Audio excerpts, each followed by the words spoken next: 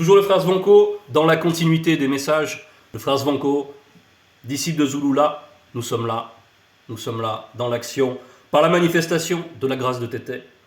Nous allons aujourd'hui dans Kalatambale, le seul récit authentique. Bibel, toujours évangile caché de Kudumunemula, au chapitre 36. Kudumunemula, c'est l'être suprême, c'est Jokisabe, c'est le premier-né de la création, et lorsqu'il est venu dans le visible, il représente la lumière. Et la lumière, elle est essentielle pour ceux qui vivent sur la terre. Mais c'est une lumière spirituelle, bien sûr. Donc, certains pensent qu'ils peuvent se passer de cette lumière. Mais elle est essentielle pourtant. Parce que cette terre va être magnifiée. Elle va s'identifier à la lumière. Donc il faut être aussi lumière pour pouvoir franchir ce seuil. Donc, le sel de la terre.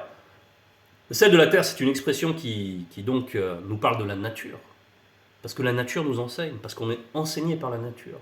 Parce qu'il y a la connaissance qui passe par la nature. Et là, on prend cette image, et on va expliciter cette image directement au verset 23. Vous êtes le sel purifié de la terre, extirpé de l'océan.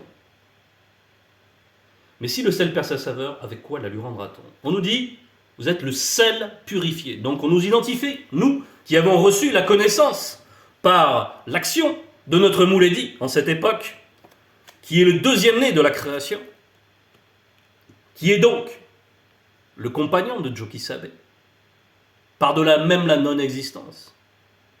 Ils sont la base même de la non-existence.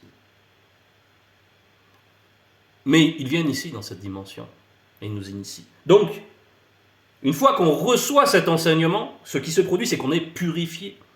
Et on nous compare à du sel, parce que le sel a une action, le sel a un principe actif. Le sel purifié de la terre, extirpé de l'océan, c'est-à-dire extirpé des courants de pensée. Les grandes eaux, ça représente les peuples, les océans, les langues. Et dans les langues, il y a des anomalies. Et dans les peuples, il y a des divisions, il y a des hybridations, il y a toutes sortes de confusions. Il y a des courants de pensée multiples, des philosophies, des religions, des croyances, des superstitions. Mais au milieu de tout ça, il y a la vérité. Bam! Elle vient, elle nous prend, elle nous extirpe, elle nous purifie. Et ça fait du bien. Et ça fait du bien. Il y a la vie dans ce principe. Et elle nous rend puissants à notre tour. Puissants à notre tour, puisqu'on est comparé à un sel doté de saveur, capable de donner de la saveur dans un bon plat. Mais bon. Mais si le sel perd sa saveur, avec quoi la lui rendra-t-on? Le sel, c'est ce qui assaisonne. C'est ce qui relève, qui donne du goût. Mais non, s'il perd ce principe actif, on ne va pas pouvoir saler le sel. C'est pas possible. Et pourquoi le sel perd sa saveur? Et pourquoi la personne s'éloigne de la connaissance? Pourquoi? Parce qu'il se laisse influencer par sa vie passée.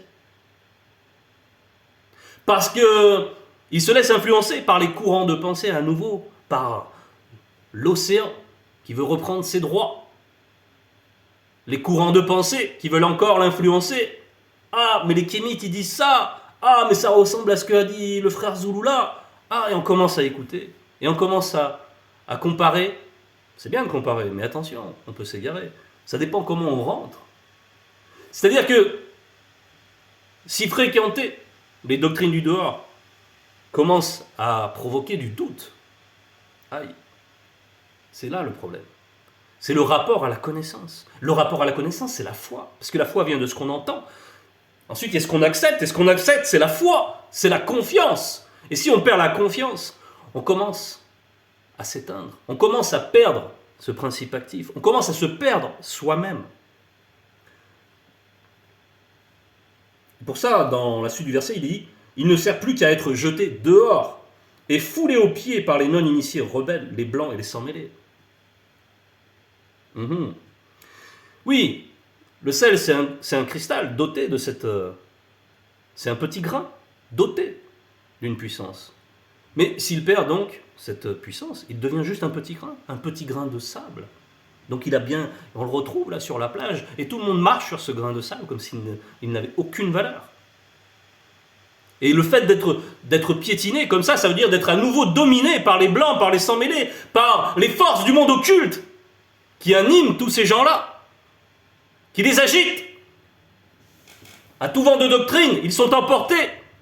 Ils n'ont pas de ligne directrice. Ils sont dans les ténèbres. Donc, SMB 41, versets 3 et 4.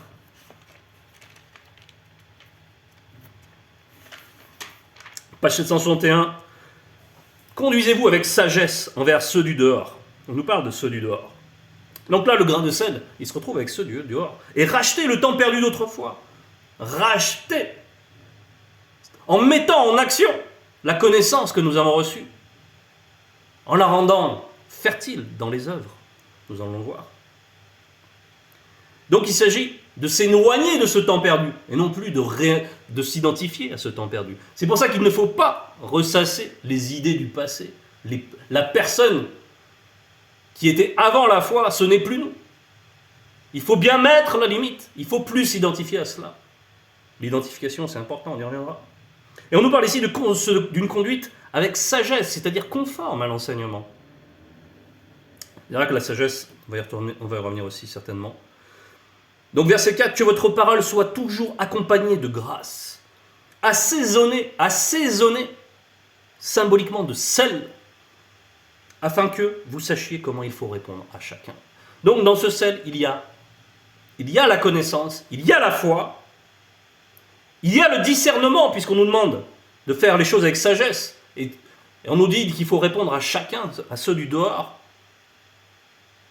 comme il le faut, c'est-à-dire en fonction de sa conscience. De manière proportionnée, de manière juste, de s'exprimer sans anomalie, sans vulgarité. Et tout ceci, ça frappe la conscience de ceux du dehors. Nous allons y revenir aussi. Donc on voit que le sel représente donc une puissance. Le principe actif du sel en tout cas. Donc si on perd la saveur, on perd la puissance. On va lire... toujours dans le même chapitre 36 de Kudumnemula, on va lire le verset 29 aussi. Et c'est donc toujours Jokisabe qui s'exprime. Car, je vous le dis, si votre justice, en étant dans la vérité, ne surpasse pas celle des non-initiés, des blancs et des sans-mêlés, vous n'entrerez point dans le non-visible. Ah. Donc voilà, on a été mis à part, on a été mis de manière à pouvoir intégrer la réalité de ceux qui vivent véritablement, qui vivent la vie véritable. Donc on est à part. Et maintenant, il faut juste actualiser ce que nous avons donné, conserver ce qu'on nous a donné, demeurer dans l'enseignement pour pouvoir y accéder. Donc il faut garder cela. Il faut prendre le bouclier de la foi, ce bouclier qui nous entoure, qui nous protège. Et ça, c'est l'adhésion, la foi, c'est l'adhésion à l'enseignement. C'est la mise en pratique, c'est la vie de l'esprit. C'est l'obéissance. Doubé, c'est la foi en douala. Et ça veut dire foi et obéissance. Et on voit que tout ça doit produire la justice. Tout ça doit produire la justice. Une justice qui doit aller au-delà de ceux qui sont aux prises avec toutes sortes de doctrines, qui sont privés de la lumière. Parmi eux, il y a quand même des sacrifiés. Il y a quand même des gens qui s'accrochent à la loi morale. Mais ce n'est pas suffisant pour adhérer, pour être exempté du jugement, du châtiment, éventuellement. Mais en tout cas, du jugement. Il faut la grâce. Si je parle d'eux, c'est que parmi ceux du dehors, oui, donc il y en a qui adhèrent quand même à une loi morale, à un minima, parce qu'il y a la loi dans l'esprit. Mais s'ils la conservent, ça sera juste des sacrifiés. Et on verra ensuite au jugement comment ils seront pesés. Mais bref. Verset 24. Vous êtes le rayonnement de la lumière du monde. Vous êtes le rayonnement de la lumière du monde. Waouh! Quelle déclaration! Vous êtes le rayonnement de la lumière. Il y a la lumière, il y a le rayonnement. On va aller dans Kudumane 4, verset 4. Et c'est la mère de Joki Sabe, Eyume, qui s'exprime dans la prière et qui dit « Ton verbe est la lumière de mon esprit. Je n'ai peur de personne. Oh, ton verbe est la lumière de mon esprit. » Donc, quand on nous dit « Vous êtes le rayonnement de la lumière du monde. Je n'ai peur de personne, c'est j'ai la foi, j'ai la confiance. J'ai l'assurance. Je suis disposé. Je suis connecté. Je reçois les hautes fréquences. J'adhère pleinement à l'initiation. Je suis éclairé. J'ai reçu l'éclairage. Et mon esprit vit et mon âme vit. Oui, la foi est éclairée. La foi, là, l'âme est éclairée. Elle adhère, elle adhère. Et pour le non-initié gracié, il combat le bon combat, pour toujours garder ce lien ténu.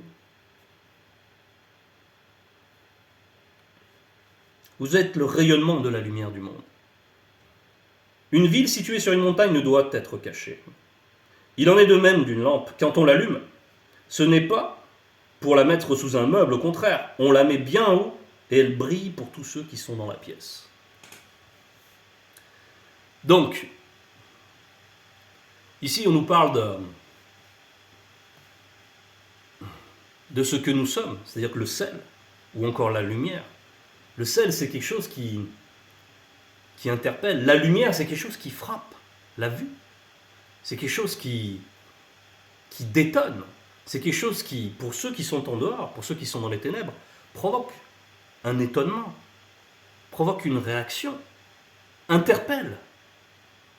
Et donc, notre manière de vivre, si nous vivons la spiritualité, elle provoque cela pour les gens de l'extérieur. Quand ils nous entendent nous exprimer, avec précision, sans jamais aucune vulgarité, avec les fruits de l'esprit. Eh mais ça n'a rien à voir avec ce qu'on voit dans le dehors, d'habitude, dans les us et coutumes du monde des hommes ou des êtres humains. Donc, il faut bien sûr que notre foi, une fois qu'elle est stable, une fois que la connexion est bien établie, il faut que bien sûr il y ait le témoignage. Et il y a bien des manières de témoigner, c'est ce que nous voyons au verset 25. Que votre rayonnement luise ainsi devant les non-initiés, afin qu'ils voient vos bonnes œuvres. On ne nous parle pas directement là du témoignage par l'expression verbale, on nous parle de nos bonnes œuvres, c'est-à-dire d'une bonne conduite qui traduit, qui manifeste un bon comportement, une attitude exemplaire. Et ça frappe.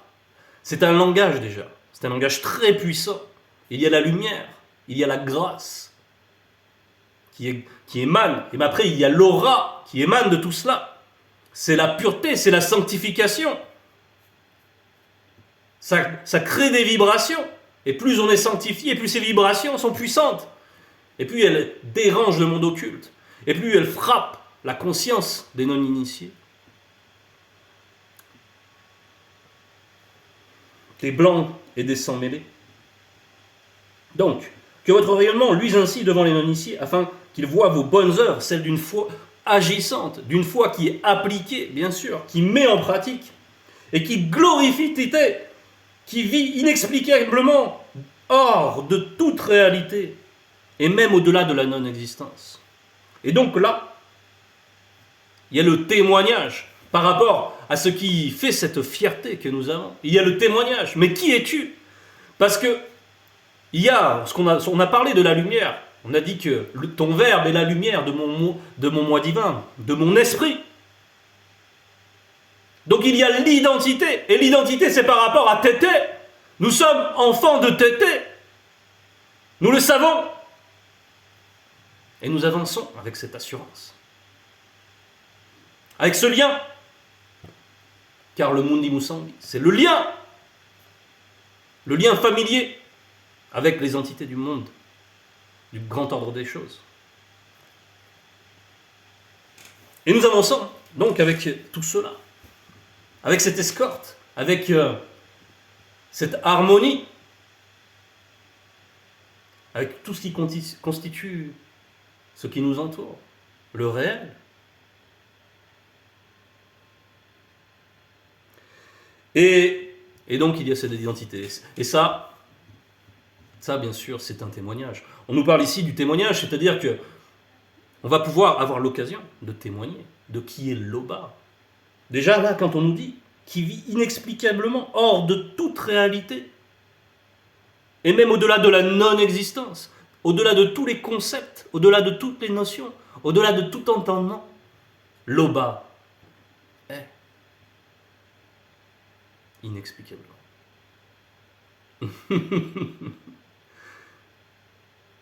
Et ça frappe. Ça frappe la conscience par rapport à ces faux dieux, c'est Jéhovah, c'est Allah, c'est tralala. Tout ça. Eux, ce sont tous des créatures, des dieux limités par leur propre création, qui se contredisent, qui sont limités dans leur action, qui enseignent l'injustice, qui sont, en fait, nous savons qu'il y a des démons qui agissent à travers tout cela. Car on a reçu l'éclairage. Mais voilà, il faut savoir, quand on est avec les gens du dehors, il faut savoir faire les choses avec parcimonie, petit à petit. Il faut pas... Si on voit quelqu'un qui est capable d'écouter, qui a une bonne moralité, qui s'intéresse, qui vient vers nous pour nous poser des questions, il faut initier petit à petit. Il ne faut pas tout de suite l'emporter sur des choses là où il ne pourra pas suivre. Lui parler tout de suite des choses des hautes fréquences, etc. Il faut l'amener, il faut l'accompagner comme notre Mouledi l'a fait pour nous, qui nous a accompagnés. Pour ceux qui connaissent Mouledi depuis une dizaine d'années, depuis le début de sa mandature, depuis qu'il s'est mis à officier sur YouTube, sur d'autres supports. Il nous a accompagnés, il nous a sortis petit à petit. Il faut se rappeler d'où on vient. Pour pouvoir témoigner avec efficacité, avec sagesse.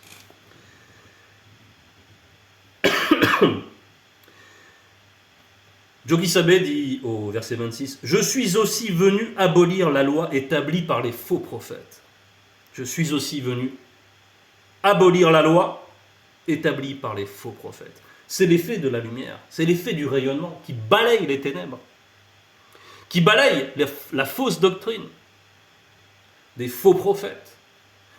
Les faux prophètes, ils sont soumis à la vanité. Ils sont les avatars du monde occulte. Ils flattent les puissants. Ils leur disent toujours des choses qu'ils veulent entendre afin de bénéficier davantage. Ce sont des petits toutous. Pour les rois non initiés, pour les rois, pour tous ceux qui se disent présidents, rois, etc. Ils viennent, ils officient, ils prennent des atours et ils vont bien dans le sens que veut le roi, selon ses désirs, éventuellement des désirs injustes. Et ils vont trouver des ressorts intellectuels dans l'anti-vérité pour pouvoir dire au roi, oui, tu peux faire ce que tu veux. Tu veux cette maison-là, elle ne t'appartient pas. Oui, mais tu vas voir, tu vas pouvoir t'en emparer par telle argumentation, qui est bien sûr fallacieuse. Et il ira dans le sens des désirs du roi. Si le roi veut faire la guerre, il va lui dire, oui, tu peux aller faire la guerre, tu peux aller massacrer tous ces gens. Tu peux tuer tout ce qui respire, comme on voit dans la Bible. C'est ce qui est enseigné par Jéhovah, qui peut massacrer tout le monde. Et après, ce même Dieu dit, tu ne tueras point. Jéhovah. Un démon. Donc, Jogi Sabe, qui est la lumière, a balayé tout cela. A balayé tout cela.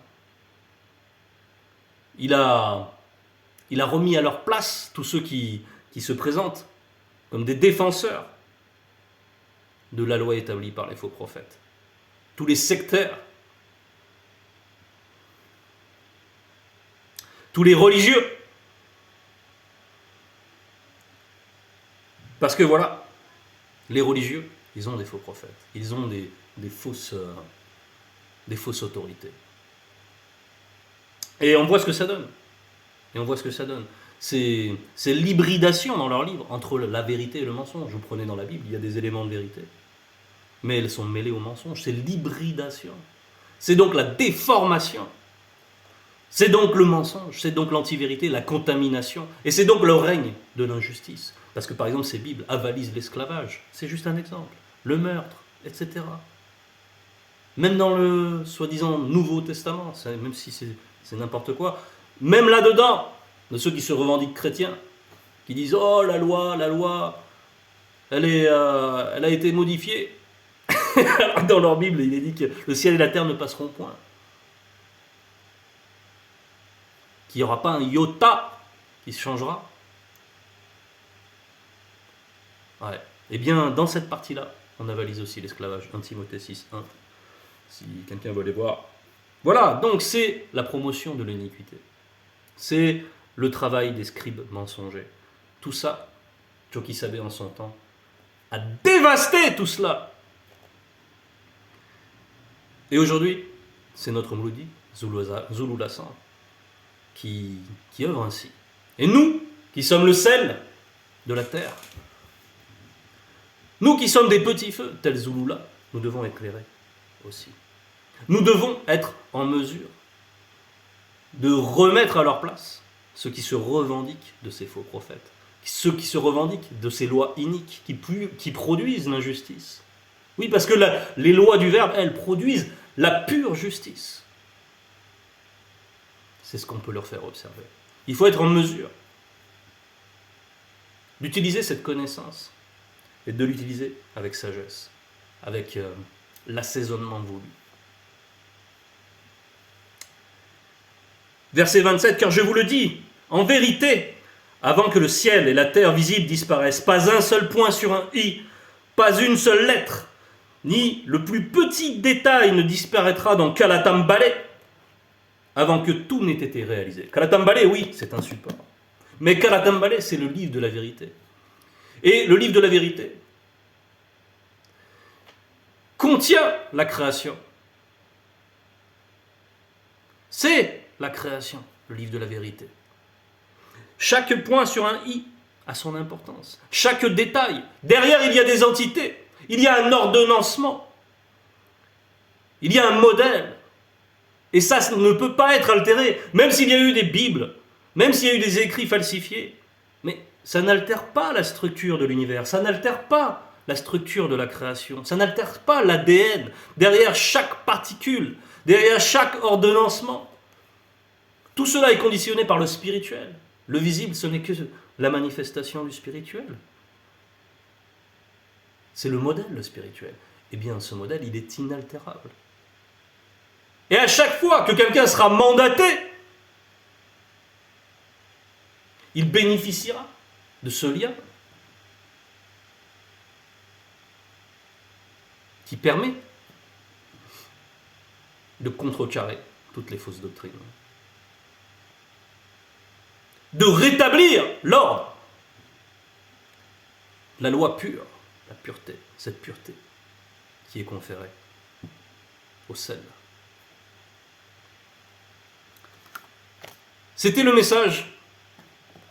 Honneur et gloire à l'Oba.